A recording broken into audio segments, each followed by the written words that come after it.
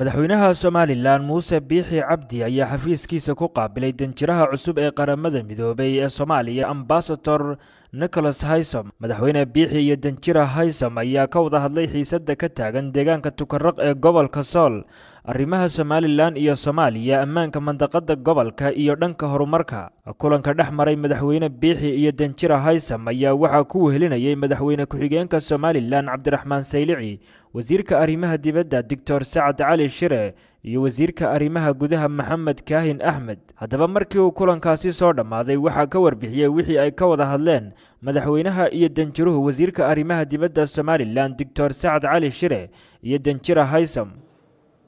saaka waxaa madaxweynaha ugu yimi ziyaaro rasmi ah wafdi ka socda Jamciyadda Qurumaha ka dhaxaysa oo uu hogaaminayo ergeyga gaarka ah ee xogayaha Jamciyadda Qurumaha ka dhaxaysa Nicholas Haysom. madaxweynaha way la kulmeen. ujeedada shirku waxay ahayd isbarasho ay runtii ahayd, waa markii ugu horreysay uu noo yimi, laakiin iyadoo fursadda laga faa'iideysanayana waxaa laga wada hadlay dhowr arrimood oo muhiima oo ay ka mid tahay arrinka nabadgelyada amba security-ga. waxaa kaloo laga hadlay iskaashiga Jamciyadda Qurumaha ka dhaxaysa iyo Somaliland. waxaa kaloo laga hadlay amuuraha la xiriira wada hadalka Somaliland iyo Soomaaliya iyo amuuro kale oo labada qolaba mataqaana ay daneynayeen. shirkaas si wanaagsan buu u dhacay, si fiican oo qurux badan buu u dhacay una dhamaaday.